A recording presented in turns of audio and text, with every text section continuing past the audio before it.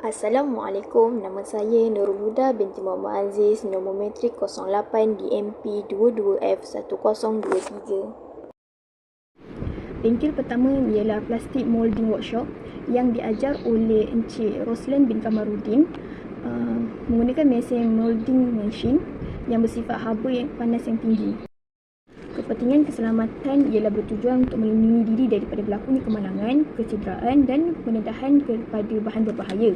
Selain itu, peraturan yang mesti diikuti dalam ketiga-tiga bengkel ini ialah sentiasa memakai safety shoes, membuka semua tingkat dan pintu untuk memudahkan pengudaraan, pastikan kotak pertolongan kecemasan diletakkan di tempat yang mudah dicapai. Akhir sekali, pastikan kawasan selepas digunakan dalam keadaan bersih dan kemas. Tingkah laku diri semasa di dalam bengkel ialah peka keadaan sekeliling bengkel dan memakai alat pelindung seperti safety shoes. Tujuan utama ialah untuk mengelakkan barang bengkel alatan yang berat jatuh kepada kaki untuk mengelakkan cedera. Seterusnya, mengetahui dan memahami alatan yang digunakan supaya tidak berlakunya kecederaan semasa mengendalikan mesin atau alatan tangan. Akhir sekali, mematuhi keselamatan bengkel setiap masa. Contohnya, dilarang memakai aksesori iaitu barang perhiasan seperti gelang, cincin, rantai, subang dan sebagainya. Kedua ialah bengkel foundry bersama pensyarah Puan Ani binti Yaakob. Pada bengkel ini melakukan proses pembuatan corak dan acuan serta peluburan dan penuangan logam. Pada proses peluburan dan penuangan logam, keselamatan mestilah lebih dititik beratkan kerana mengendalikan bahan-bahan api dan alatan yang digunakan bersifat haba.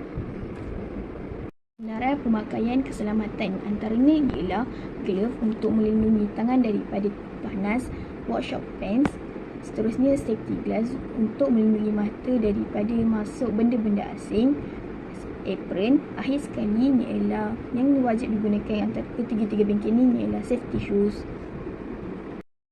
Di samping itu, ketika melakukan proses cedok tanah dan menapis pasir iaitu menggunakan hand gradient, mestilah dalam kedudukan postur yang betul supaya boleh mengelakkan berlakunya hazard ergonomik iaitu memberi tekanan kepada otot dan tisu penghubung badan yang lain.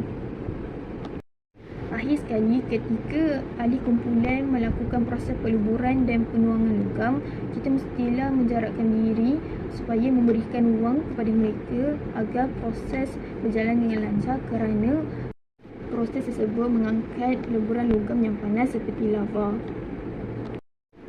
Akhir sekali, bengkel packaging workshop bersama pensyarah Puan Ngai Choi Hong serta Encik Syekh Muhammad, kami mengendalikan mesin, mempelajari mesin tear station machine, folding endurance station machine, compression case station machine dan package drop tester machine. Tingkah laku iaitu disiplin semasa mengendalikan mesin mestilah tidak bergurau atau bermain ketika mengendalikan mesin. Haruslah berhati-hati semasa mengendalikan mesin. Perlulah mendengar setiap arahan yang diberikan oleh pensyarah dan maklumkan kepada pensyarah sekiranya berlaku kerosakan pada mesin.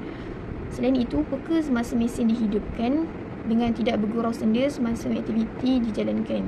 Akhir sekali, matikan switch keselamatan sekiranya berlaku kemalangan agar kecederaan tidak berlaku dengan teruk. Thank you.